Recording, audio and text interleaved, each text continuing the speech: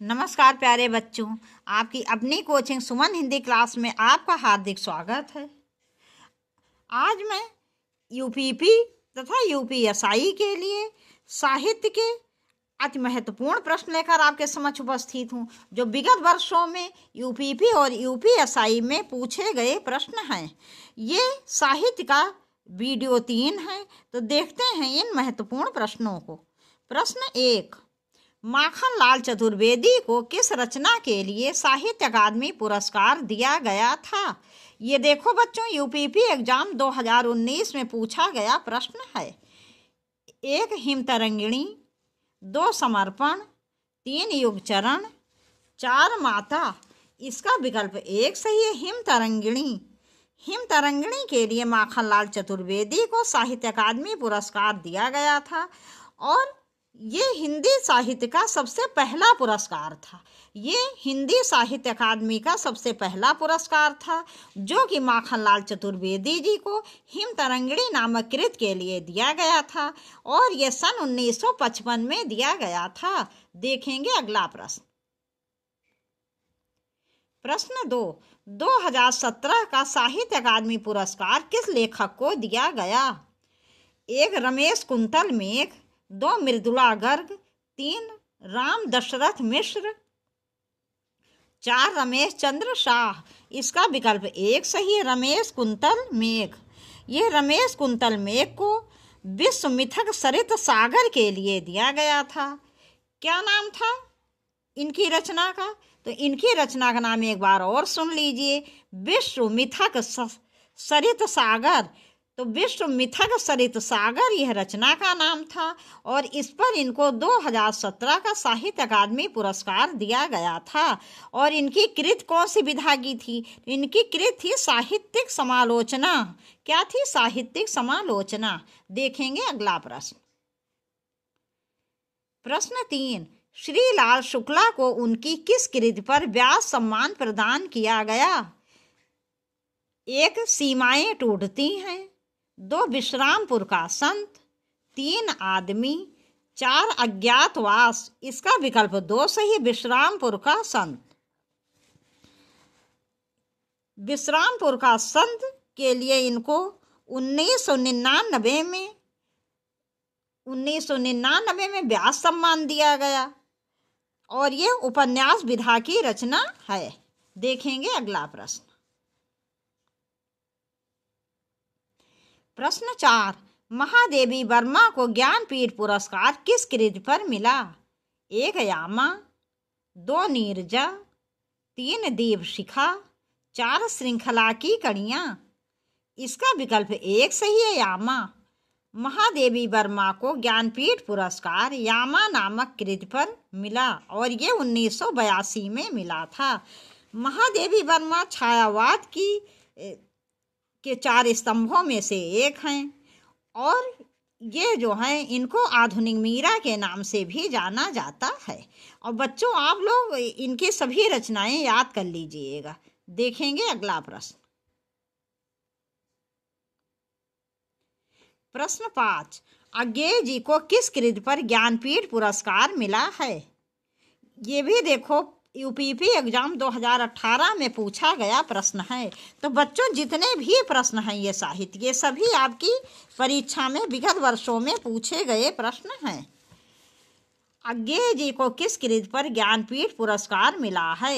1 इत्यलम, 2 कितनी नावों में कितनी बार, 3 हरी घास पर क्षण भर, 4 भग्न दूत। इसका विकल्प 2 सही, कितनी नावों में कितनी बार। कितनी नावों में कितनी बार। इसके अतिरिक्त इनको साहित्य अकादमी पुरस्कार कौन सी कृति पर मिला है? तो आंगन के पार द्वार जो इनकी रचना है, इनकी एक रचना है आंगन के पार द्वार, उस पर इनको साहित्य अकादमी पुरस्कार मिला है। देखेंगे अगला प्रश्न। प्रश्न 6, मृदुला गर्ग के उपन्यास मिलजुल मन को किस पुरस्कार से सम्मानित किया गया? मृदुला गर्ग के उपन्यास मिलजुल मन को किस पुरस्कार से सम्मानित किया गया? 1 ज्ञानपीठ, 2 साहित्य अकादमी पुरस्कार, 3 देव पुरस्कार, 4 व्यास सम्मान, इसका विकल्प 2 सही है। साहित्य अकादमी पुरस्कार। देखेंगे अगला प्रश्न। प्रश्न 7, 17वें रमाकांत स्मृति कहानी पुरस्कार से किसे सम्मानित किया गया? 17वें रमाकांत स्मृति कहानी पुरस्कार से किसे सम्मानित किया गया? 1 इंदिरा डागी, 2 चित्रा मुदगल, 3 मनोज कुमार पांडे, 4 असगर वजाहत, इसका विकल्प 1 सही है। इंदिरा डागी। इंदिरा डागी को 17वें रमाकांत स्मृति कहानी पुरस्कार से सम्मानित किया गया और इनकी कहानी का नाम था इमरान साहब। देखेंगे अगला प्रश्न। प्रश्न 8, मुक्तिबोध के लिए जैनेंद्र कुमार को किस पुरस्कार से सम्मानित किया गया? तो बच्चों ऐसा है कि एक मुक्तिबोध रचनाकार हुए हैं जिनका पूरा नाम है गजानन माधव मुक्तिबोध, लेकिन ये वो मुक्तिबोध नहीं है। ये मुक्तिबोध जैनेंद्र जी की एक रचना है। क्या है ये मुक्तिबोध जिसके विषय में यहाँ पूछा जा रहा है? ये जैनेंद्र कुमार की एक रचना है। तो मुक्तिबोध के लिए जैनेंद्र कुमार को किस पुरस्कार से सम्मानित किया गया? 1 ज्ञानपीठ पुरस्कार, 2 मंगला प्रसाद पारितोषिक, 3 सरस्वती पुरस्कार, 4 साहित्य अकादमी पुरस्कार, इसका विकल्प 4 सही है। साहित्य अकादमी पुरस्कार। देखेंगे अगला प्रश्न। प्रश्न 9, सन 2014 के साहित्य अकादमी पुरस्कार विजेता उपन्यासकार रमेश चंद्र शाह के उपन्यास का नाम क्या है? सन 2014 के साहित्य अकादमी पुरस्कार विजेता उपन्यासकार रमेश चंद्र शाह के उपन्यास का नाम क्या है? 1 रेहन पर रघु, वैसे रेहन पर रघधू है ये। 2 आंग की हंसी, 3 मिलजुल मन, 4 विनायक, इसका विकल्प 4 सही है। विनायक, इसका विकल्प 4 सही है। विनायक। देखेंगे अगला प्रश्न। प्रश्न 10, व्यास पुरस्कार से सम्मानित उपन्यास ना भूतो ना भविष्यति के लेखक किस लेखक की रचना है? व्यास पुरस्कार से सम्मानित उपन्यास ना भूतो ना भविष्यति किस लेखक की रचना है? 1 राम दशरथ मिश्र, 2 नरेंद्र कोहली, 3 नरेश मेहता, 4 कुंवर नारायण, इसका विकल्प 2 सही है। नरेंद्र कोहली। देखेंगे अगला प्रश्न। प्रश्न 11, प्रथम विश्व हिंदी सम्मेलन किस सन में आयोजित किया गया था? 1 1945 उदयपुर, 2 1910 वाराणसी, 3 1955 दिल्ली, 4 1975 नागपुर, इसका विकल्प 4 सही है। 1975 नागपुर। ये 10 जनवरी से लेकर 14 जनवरी तक 1975 में नागपुर में आयोजित किया गया था।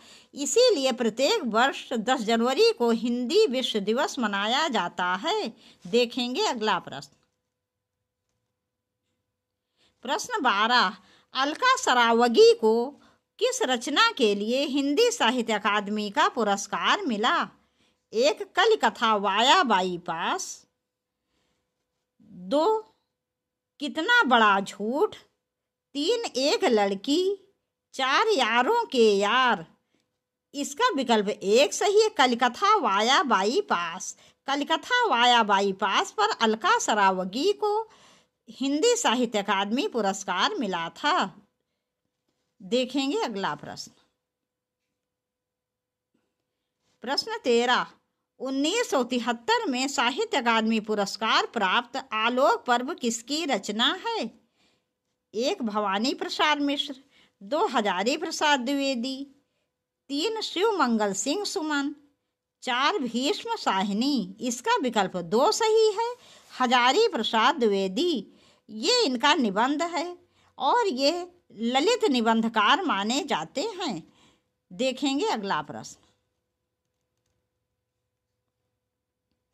प्रश्न 14, साकेत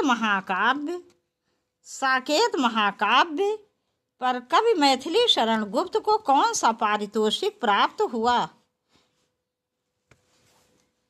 1 सरस्वती, 2 मंगला प्रसाद, 3 ज्ञानपीठ, 4 सार्ग लिटरेरी अवार्ड। इसका विकल्प 2 सही, मंगला प्रसाद।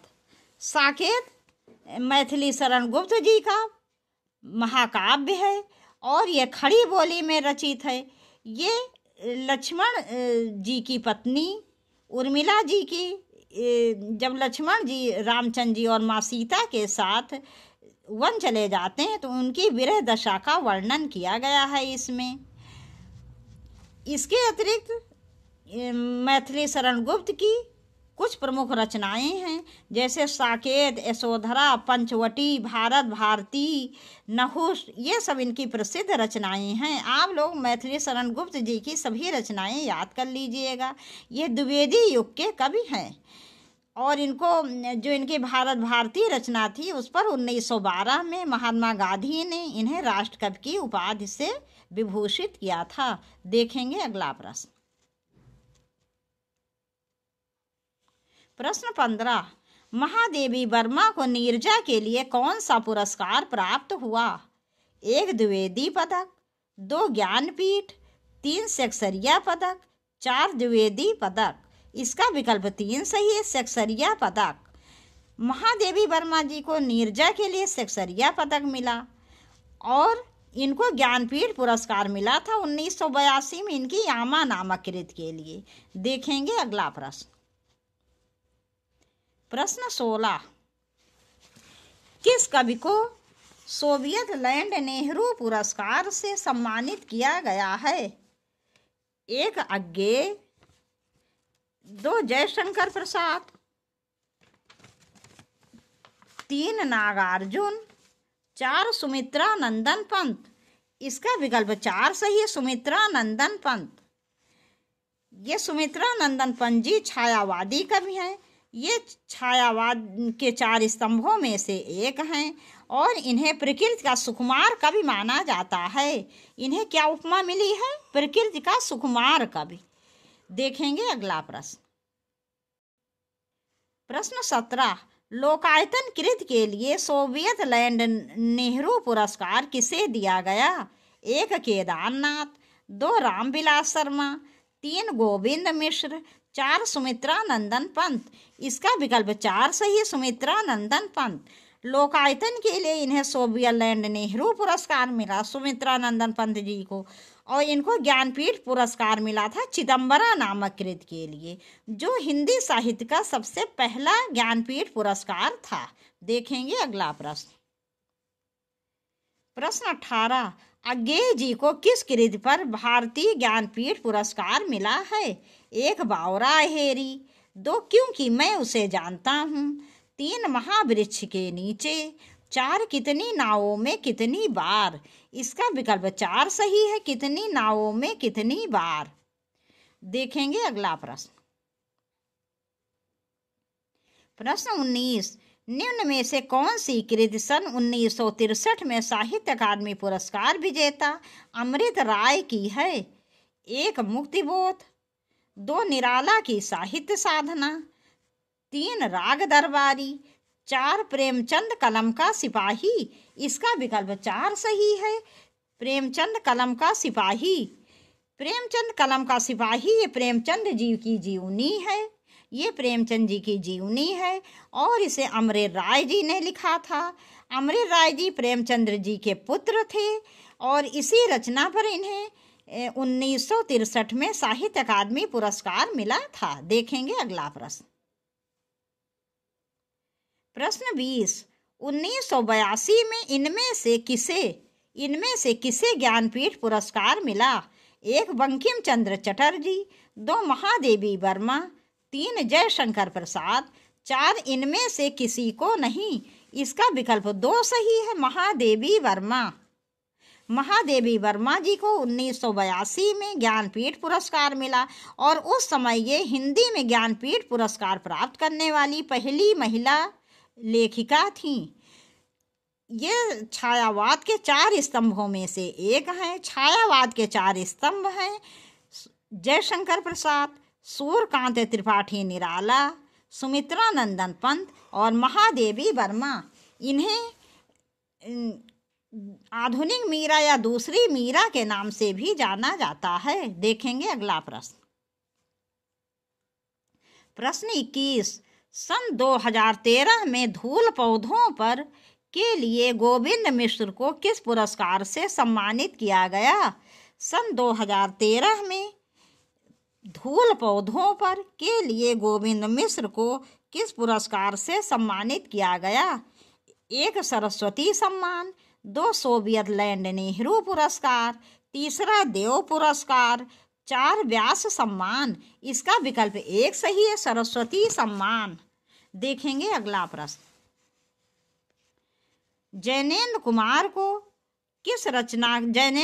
की किस रचना को हिंदुस्तानी अकादमी पुरस्कार से सम्मानित किया गया है?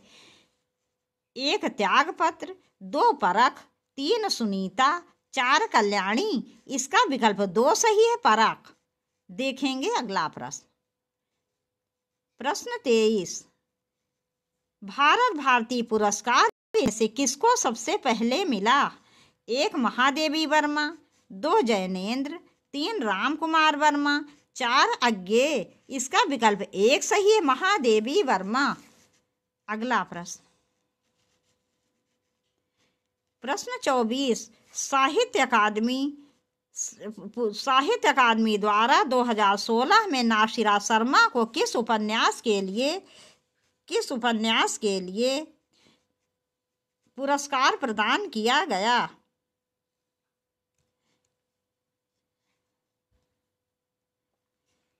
साहित्य अकादमी द्वारा 2016 में नासिरा शर्मा को किस उपन्यास के लिए पुरस्कार प्रदान किया गया? 1 अक्षयवट, 2 पारिजात, 3 कागज की नाव, 4 अजनबी नजीरा। इसका विकल्प 2 सही है, पारिजात। अगला प्रश्न। प्रश्न 25। कला और बूढ़ा चांद के लिए सुमित्रा नंदन पंत को किस साहित्य पुरस्कार से पुरस्कृत किया गया? 1 व्यास सम्मान, 2 हिंदी साहित्य अकादमी पुरस्कार, 3 ज्ञानपीठ पुरस्कार, 4 मंगला प्रसाद पारितोषिक। इसका विकल्प 2 सही है, हिंदी साहित्य अकादमी पुरस्कार।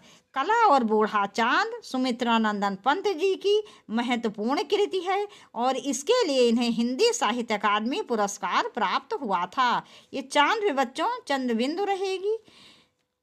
तो कला और बूढ़ा चांद पर इन्हें साहित्य अकादमी पुरस्कार मिला सुमित्रा नंदन पंत जी को, और इनको सबसे पहला ज्ञानपीठ पुरस्कार मिला था चिदम्बरा नामक कृति के लिए।